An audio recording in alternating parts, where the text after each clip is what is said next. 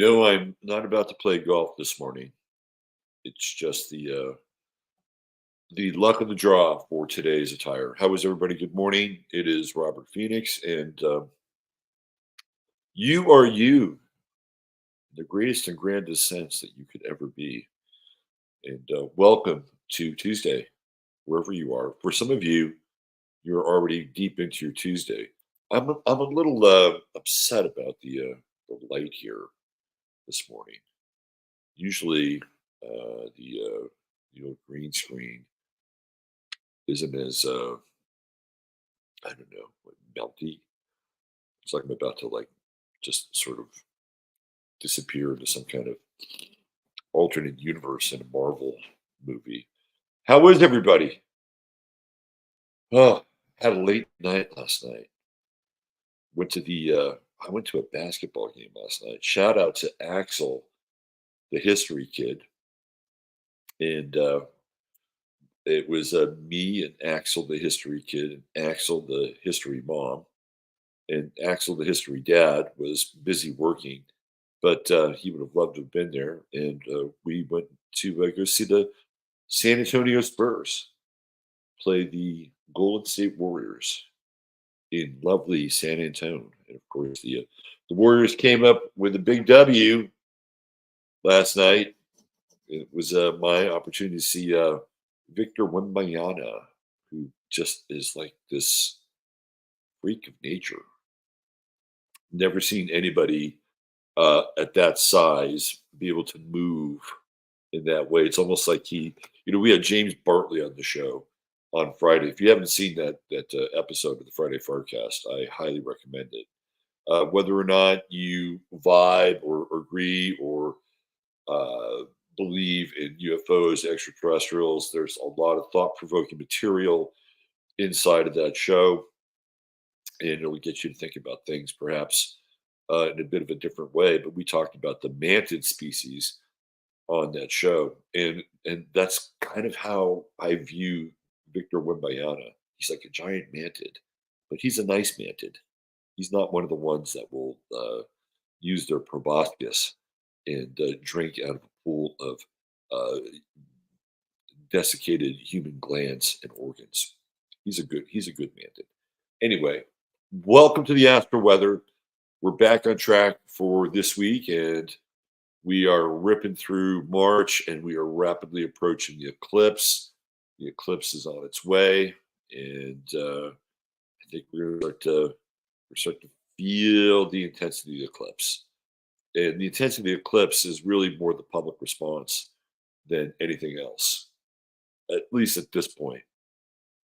But it'll be interesting to also clock what's going on sort of out there, right? As we approach this thing. And one of the big news stories is what's happening in Haiti, which we will talk about on 15 Minutes of Flame. And there's a link for today's show inside of the show notes. So if you want to continue the conversation and join us over there, easily accessible, just go ahead and do that. And that it feels like Eclipse precursor energy in a lot of ways. If you don't know the details, well, I'll spare you the gory details uh, at this stage of our programming. And if you have the stomach for it, please join us at 9/11 over on Boxcast. In the meantime, let's get into the weather, shall we? Let's do it. So you guys know the drill too. It always helps if you hit the like button, that thumbs up button. Always helps if you do that. Please, as they say, smash it and subscribe and share the show. We broke 14,000. It's amazing. I was sitting on 13K for a fucking year, I think, right? So we broke through thanks to you and your persistence and resubscribing after you've been unsubscribed. It's been a great help. So thank you for doing that. Every little bit of the algorithmic love helps. All right, let's get into the weather. Changes, changes. All right, the big change today is Venus, the lovely goddess, has transited into Pisces, where it is exalted. We love Venus and Pisces, and today we can show our humanity, or our fellow humans, a little bit more kindness if they deserve it. Uh, so we've got kind of a bit of a singleton action today with Venus, some minor aspects. Not any real major aspects. So I don't want to go through all the minor aspects because it'll take up too much time. Let me just zoom in a little bit more. But we'll take this from the singleton perspective, which means it stands out. So acts of human kindness, compassion, love, right? These are all on the table, especially today. They stand out. And I wouldn't be surprised if we um, see stories about people that go above and beyond their ability to. I don't know. I guess love would be the word, right? Like I think this is one of those days where a feel good story just pops right through, right? Like, oh, and you remember back in the old days when they had the evening news and it wasn't a bunch of pre-programmed pap. There's some programming in there, but it wasn't as much as it is today. And I think they still kind of do it. But there was always that story they'd leave you with at the end, the human interest story, the story that helps you, digest all the crap you've just been fed for the last half hour. That's kind of today. The Venus at zero Pisces with this singleton aspect, sans the minor aspects, is the feel good story that pops at the end of the news. And look forward in your own life. Look forward in your own life. All of a sudden, somebody's like, just, oh, you're just super nice to me. I don't know why, uh, but thank you. Right. And by the way, you have the option of being super nice as well. And it's not that hard. It's not that hard. One of the things that, as a practice in my life that I've done for a very long time is um, kind of making magic in public. Do you know what I mean? Like real simple stuff, like somebody fumbling along for their cash or whatever to, like, I don't know, pay for a transaction. You're standing behind them, and then you say, "Here, take this. We're good." Right? I mean, stuff like that. Like just kind of being aware and seeing where a little miracle can happen. Now, you can't always do it all the time, and you don't want to make you don't want to make that your mission. Like today, I'm going to go out and do something magical for the masses. Like you can't really come at it like that. You have to be in the moment, right? You have to see what the possibilities are. Today's a good day for that. Today is a good day for that if you want to practice that. Um, what did it? What was it? Random acts of kindness. Remember that random acts of kindness. Today's a random acts of kindness day, and a little bit of magic, a little bit of magic thrown in. So we like Venus and Pisces, and slowly it will begin to conjunct Saturn. It will take on a very different kind of tone, but for now, we will uh, recognize and adore Venus emerging from the shell because that's what she's doing now. In the sky, she's emerging from the shell in all of her beauty, in all of her glory. All right.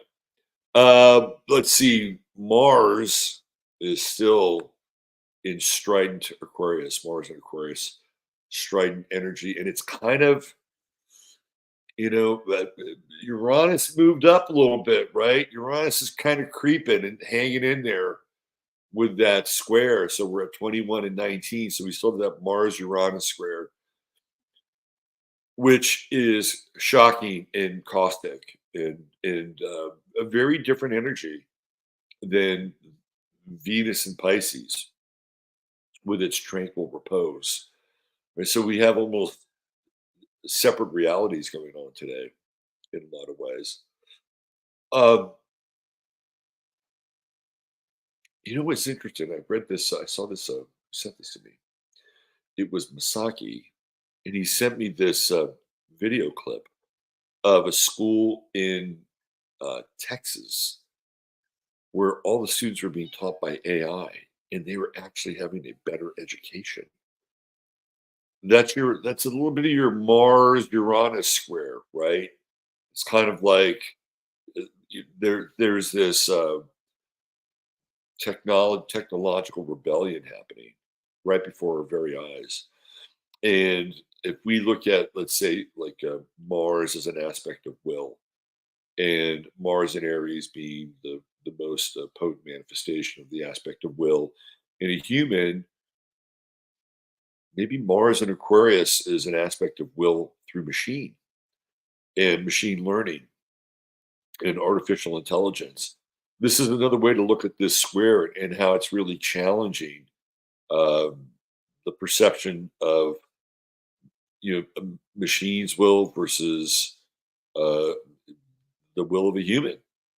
And fascinating. And they were interviewing the kids, and the kids absolutely loved it. They loved it way better than having a human teacher. Can you imagine that? I can, because the state of teaching has really, really fallen off. And then they have all these historical figures that are able to talk to them about their story. Now, the only problem with this, and I'm not waxing its virtues to the point where I want to just wrap my arms around it completely, is that they can program.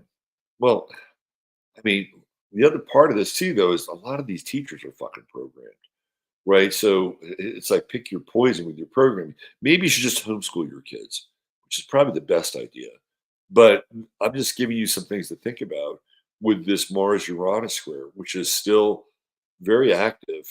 And we're going to talk a little bit about a lot about Haiti today on 15 Minutes of Flame, and that's a rebellion.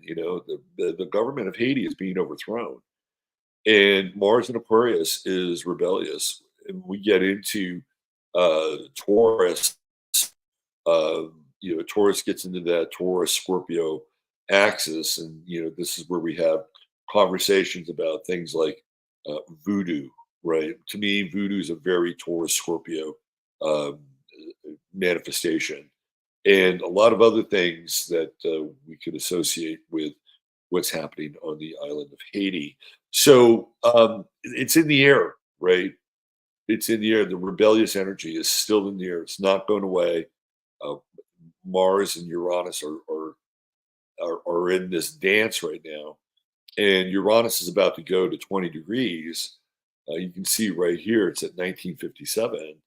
So I think either tomorrow or Thursday, Uranus will be at 20. And at that point, now it's in third decan Taurus, which puts it in the Capricorn decan. And now the energy sort of bubbles up and begins to bang against things like corporations and governments, because that's what the third decan of Taurus um, is about, right? It's all about hierarchies and administration. So I think we're coming into the sort of the gauntlet of this Mars Uranus square. And again, that's the inner part of the Mars Uranus square is also the rebellious part of who we are. And we all have a bit of a rebel in us, some of us more than others. And then again, there's always the question: are you rebelling just to rebel, or are you using the energy to break patterns in your life? Because that's really, um, I think the best part of this Mars Uranus square is how do you break your patterns? How do you break your complacency? Because let's face it, Taurus is a little complacent. Taurus likes to, sort of kick back and enjoy life, and this Mars Uranus square is, breaking all that down. So that's how you can look at it from your own perspective. Are you complacent?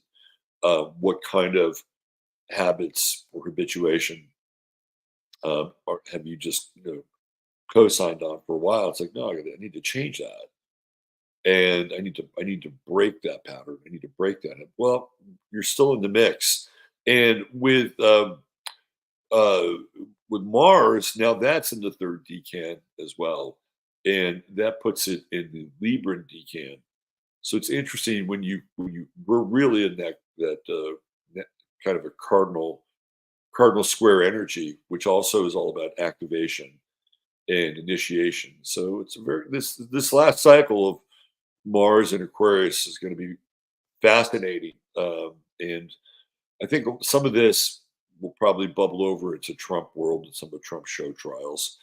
So we'll pay attention, keep an eye on that. Saturn has entered into the second decan of Pisces, which I think we talked about on Sunday night, which puts it in the Cancerian decan. And that means that Saturn becomes much more tuned to domestic matters and things like housing and care, and even the food supply, to be honest with you. But we got a nice little sextile going on with Jupiter and Uranus.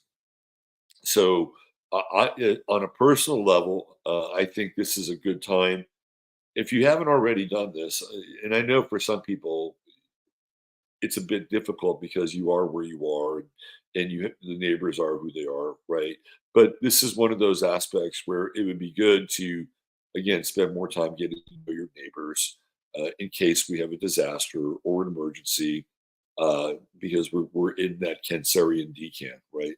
And you want to be able to theoretically protect your own interests and all those things, which are very important. And we have a nice sextile coming in here, and for me, it's kind of like the conversation that catches you by surprise, or it's being able to, you know, as an adjunct to that, figure out or understand that this other person or this other family has the same fears, goals, and aspirations that you do. It's like, okay, well, what can we do with that? Right? Like, what can we do with that? As far as just the Saturnian energy, I think this is still a really good time to be focused and to try to innovate. We've talked about this idea with Saturn here, and the sextile with Uranus as being innovative energy.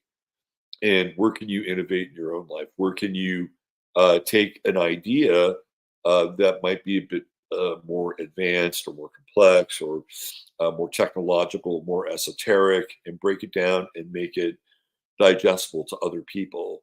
So this is a really good time. Like, if it's interesting because a lot of people have become information and research junkies, thanks to YouTube, thanks to the internet, and thanks to truth, because people get really hungry and thirsty for the truth.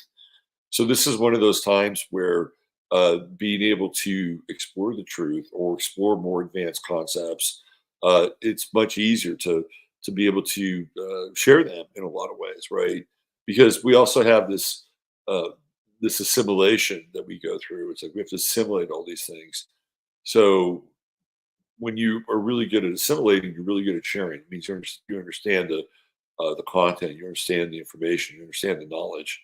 So this is a really interesting aspect of drop some knowledge with the Saturn Uranus sextile, and even with the Saturn Jupiter sextile, it's bigger picture, the opportunity to teaching moments, and for me, I think Saturn in Pisces really tamps down the ego in a lot of ways. So you're just coming from a place of understanding and wanting to share, right? And wanting to spread the gospel of truth, and do it in a way where it's easy. So I like this. I like the sextile with Uranus, and if we live on a planet of truth tellers and truth listeners, then we're going to be on a better planet. And sometimes those truths are hard to hear and hard to listen to, But this energy, I think, makes it more palatable because you can use things like parables and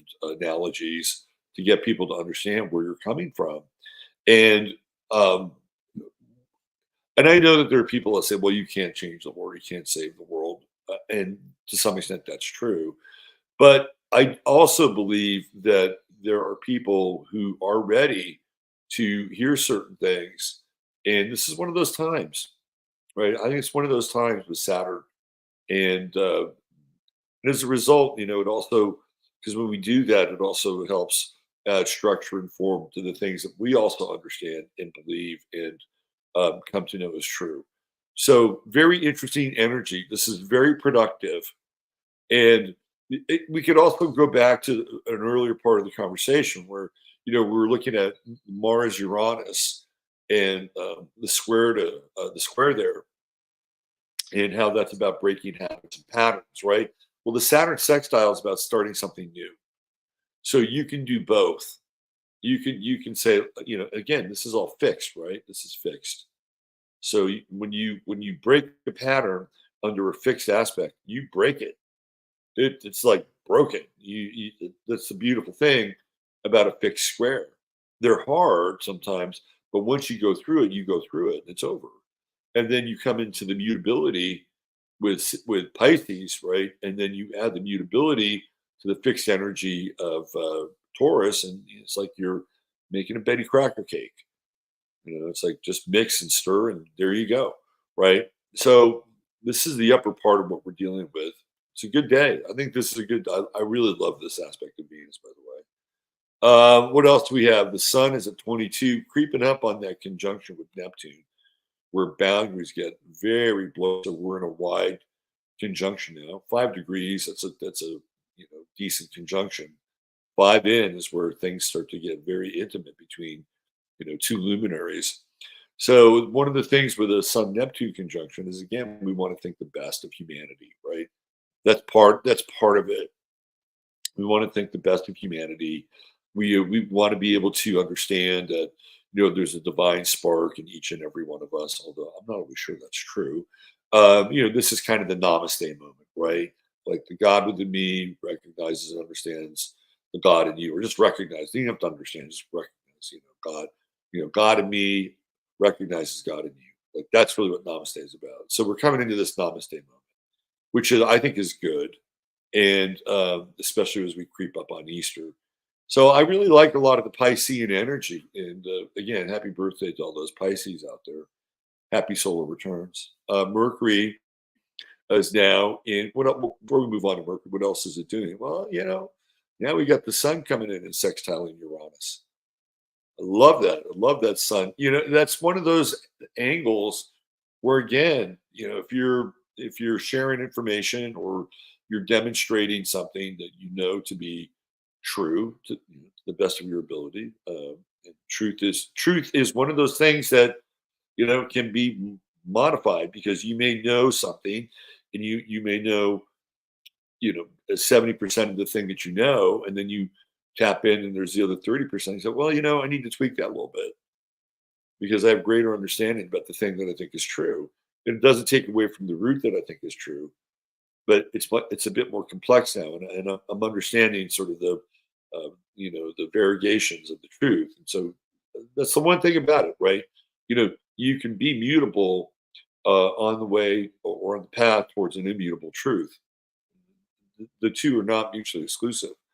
So we again, we're coming in here and we're in this sextile mode with the Sun and Uranus, which again is going to be really, really helpful to present things in a new and radical and different way that don't necessarily blow people out of the water, right? And again, in your own life, how can you gracefully innovate? So you want to move towards more elegant structures.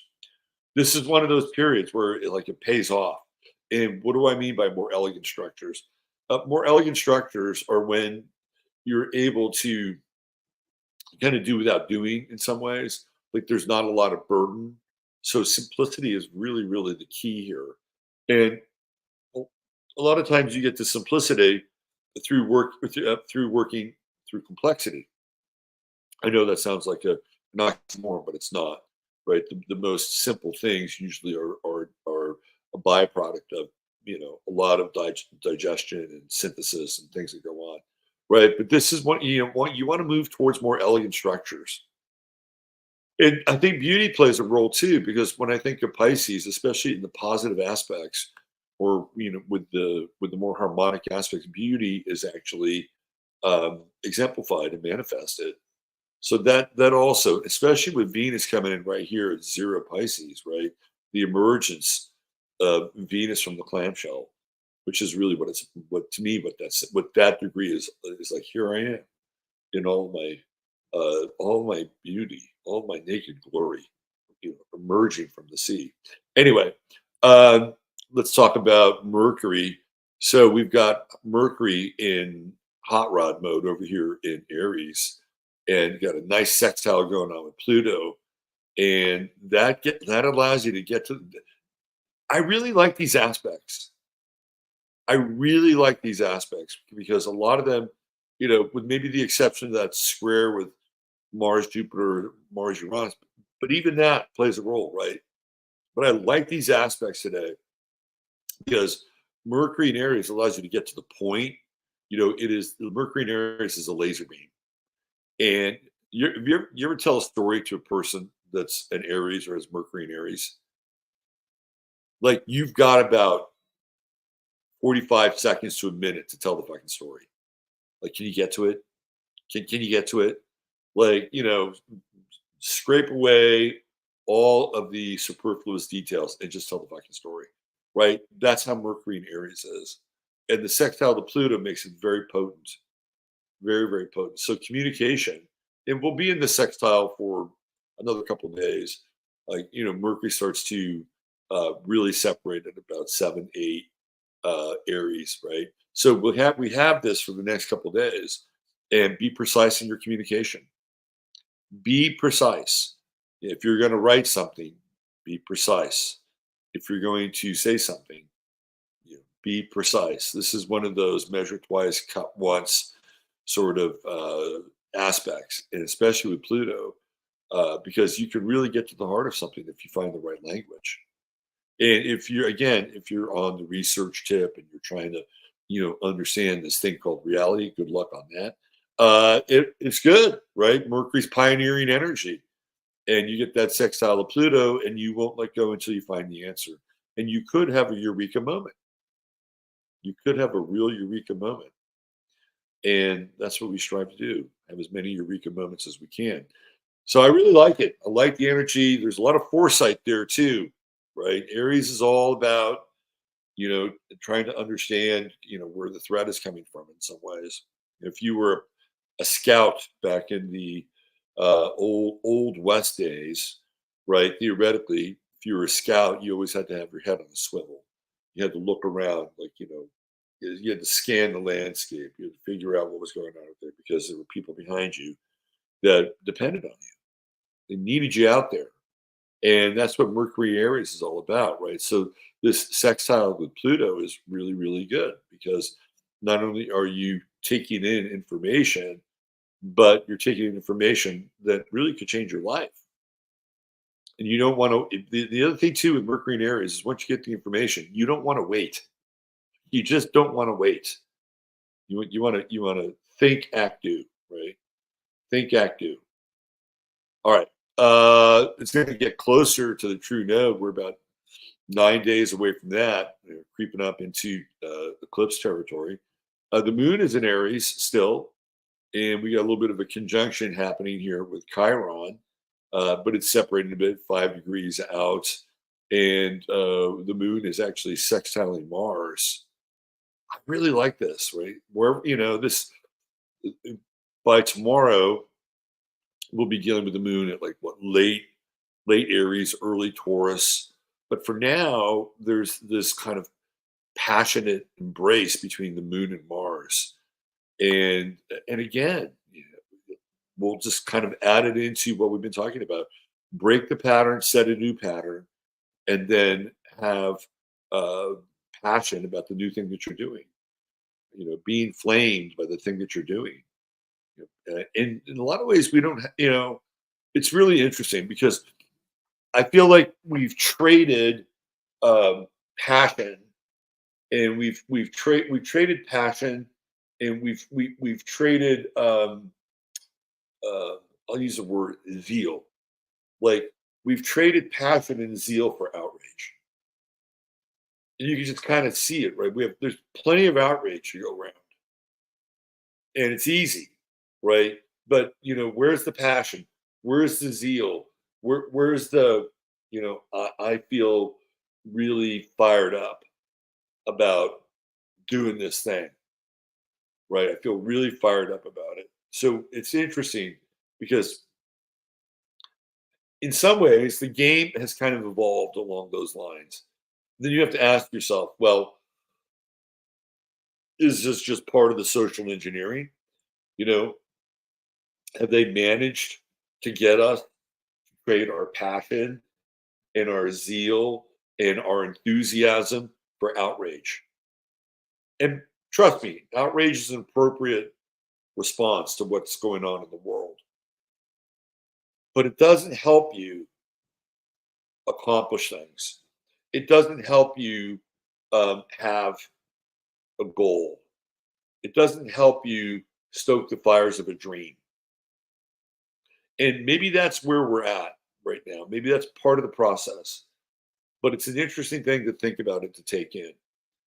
And because I know that this happens a lot with our emotions, like they've swapped out our ability to feel joy and beauty and awe and the things that at a grand level, right, that the human experience ascends towards, right, that we've swapped out those feelings for a whole other set of feelings that are probably a lot more politically correct, but that's a different story.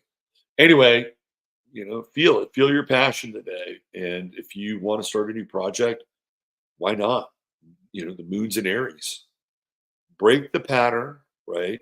Put it in place with Saturn and use the fuel of that moon Mars sextile to power you along. All right. Don't forget to hit the like once again if you're digging what you're hearing. And it's time for us to move into our True Hemp Science Star of the Day.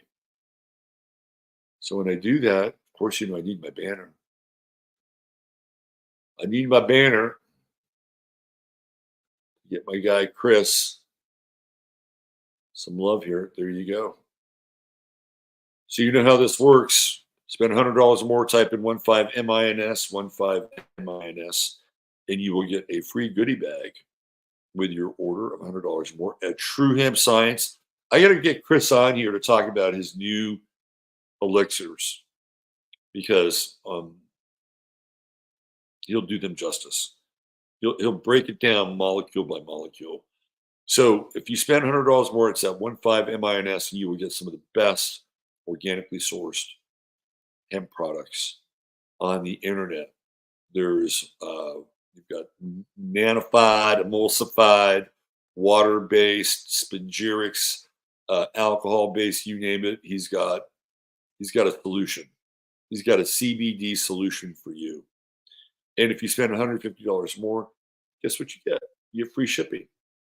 And there's always a money back guarantee within 30 days. All right, so who is our True Hemp Science of the day? Now, I do not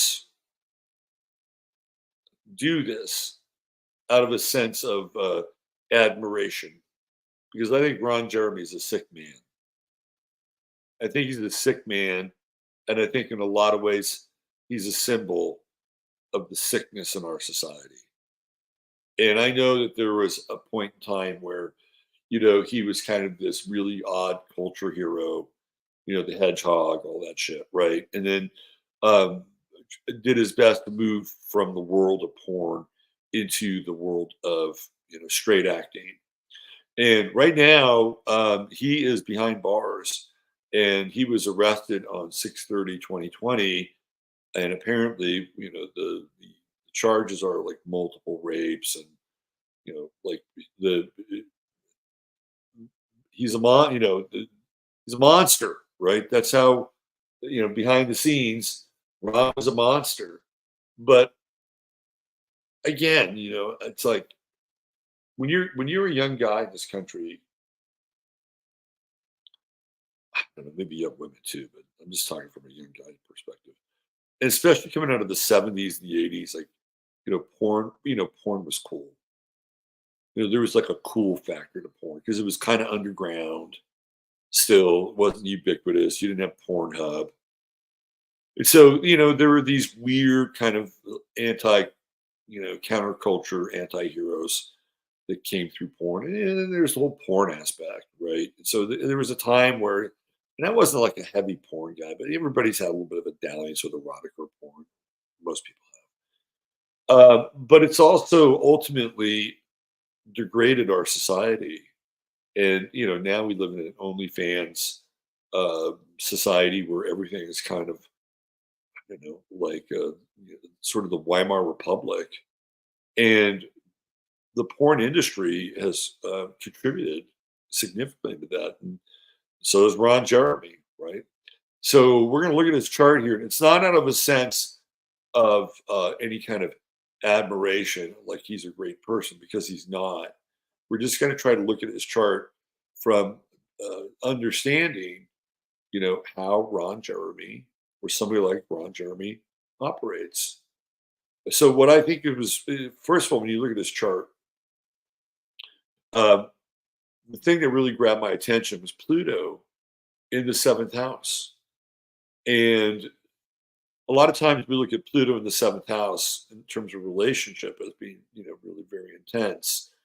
And there are people who have Pluto in the seventh house and they are marked by the death of a relationship or somebody in a relationship, right? Like that's a really big deal. Somebody dies on them, literally, with Pluto in the seventh house. Or when there's a breakup, the breakups are they're very hard. It's like when you break up with somebody with Pluto in the seventh house, it's like you are experiencing a death. But on the other side of that, when you bond with somebody, it's till death do you part. But I don't think that's what Pluto is doing in Ron Jeremy's seventh house. Number one, it's in Leo, so obviously it's generational. But Leo wants to be on stage, right? Leo wants to be in the limelight. Leo wants the sun to shine upon them. And the seventh house is relationship, and Pluto is sex. And you can see where Ron Jeremy has an aspect of Pluto that lines up with his profession. He bangs a lot of people, and there's multiple bangings going on, but that's Pluto, right? And he has a wide conjunction with the South Node. I'd say barely conjunct, but on the other side, he's got this moon in Aquarius, which is really in the first house, very non-attached. So you're looking at like, oh yeah, well, let's get Plutonian over here, lights, camera, action. And how is he able to do it? Well, he's not attached with the moon in Aquarius, and he's got that true node there, which is much closer than the south node. So there is a very cold side at times to the moon in Aquarius. So how could he have all of these sexual attachments to these people, who he's banged over the years? Well, he has them, but he doesn't really have them because of the moon in Aquarius. Like he's able to depersonalize everything, and he's quite quirky. And the moon in Aquarius has strange kinks too. Like, I'm sure Ron Jeremy got off on watching himself, right? Like, who was I talking? I was listening to somebody who said that once they do a show, they don't go back and listen to it. I can relate to that because I really don't do that as well. I forget who it was. It's like once I do a show, I don't go back and listen, but I can relate to that. That's not Ron Jeremy. Ron Jeremy, I wouldn't be surprised if Ron Jeremy would pleasure himself watching himself with whatever kind of scene is going down on screen. right? That to me is your moon in Aquarius right there. So there, he could objectify his own emotional state, and in so doing, also objectify others as well. He's got that Venus Mars conjunction, so people that have it have a strange charisma. You know what I mean? Like, they don't always have to look good, but they have a strange charisma, and he's clearly got that. And I mean, look, he's got Mars in Aries trying Pluto. I mean, let's be honest, that's staying power. I mean, just in a non-porn chart, Mars Pluto trine is going to be sexual, especially in Aries, especially trine Pluto, right? And when you peel back the layers and you're in the sexual act, that's staying power, that's endurance, and Venus is there as well too, right? So this is a thing that I think is interesting about his chart, which again probably in some ways set him apart. And again, I'm not lionizing the guy, but you can kind of see this, right? Like there'd be almost an instant intimacy with that Venus Pluto trine. So he would be able to somehow convey that in the most artificial of situations. And even the person on the other end of that could probably experience that, right? Like, oh, I'm having an intimate experience with Ron Jeremy, even though it's lights, camera, action. But on the other side, there's that moon in Aquarius, which is very detached and doesn't really give a shit in some ways. So I think that, kind of the byproduct of this is, where Ron Jeremy winds up, which is prison, because at a certain point, there's something I think ghoulish that takes over when you are engaged in, tapping all these portals, which is really what he's doing.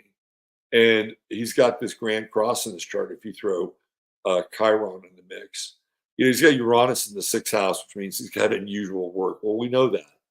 We know he's an unusual worker. And even with like the Jupiter square or the Jupiter Pluto square, he's going to make money. How much he makes, I don't know. I don't know how much he made as a porn actor.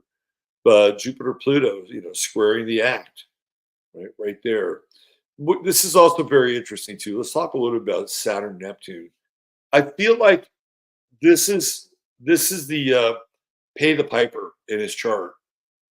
Saturn Neptune, like this is the pay the piper, and so this is 2020 when he went through this, right? So what was going on in 2020? Well, we had Saturn. Oh, look at that. Right. So 2020, Saturn was at 0 Aquarius. So it was right on his midheaven. That's judgment. I'm sorry, his ascendant. That's judgment right there. And what's interesting is that Saturn transit should be connected to a rebirth. But in Ron Jeremy's case, it put the clamps on him. And then that Saturn moon conjunction, which was happening in 2020 and 2021, right? And then squaring off against Saturn and Venus, and you can just see Saturn in action there. Put the clamps on them, and Saturn up there in Libra is, that's law. That's adjudication, and Neptune almost feels like, I don't know. I don't want to use the word karmic, but it almost feels like, buddy, God has spoken, and you're going to spend your. And by the way, there are pictures of Ron Jeremy where he's doing these court appearances. He looks horrible. He looks absolutely freaking horrible. And now he's got Pluto on his ascendant. And I don't know. I don't think this guy's going to be around long. And whatever, wherever he is, I can tell you right now, he's in a state of hell. He's in a state of hell for the things that he did that he's being charged with, which are multiple counts of rape and all these women, right? But again, it's a weird, slippery slope. It's a very weird, slippery slope because look at where Mars and Venus are down in this chart. They're trying to ascend and move to the top of the chart. Neptune rules film. So part of what Ron Jeremy was doing was like he was always in a movie. Again, with Moon and Aquarius in the first house, there's a detachment there. He was always in a movie. So whether he was, you know, banging some chick in a porn film or banging somebody against their will, it was all a movie. And he's paying the price now. And I don't think the rest of his days are going to be good. Um, no, not good. Not good with Pluto in the first house and Pluto conjuncting this moon coming in and starting to square those planets down there, Venus and Mars. Wouldn't want to be Ron Jeremy. Anyway, there's your True Hemp Science star of the day or fallen star of the day, Ron Jeremy. All right, come check me out over on Boxcast, where we'll be getting into a little Haitian barbecue. And if you are interested in purchasing a personal session or reading, there is a link below in the show comments or the show notes. And if you feel like buying me a cup of coffee in lieu of a super chat, you can do that as well. All right.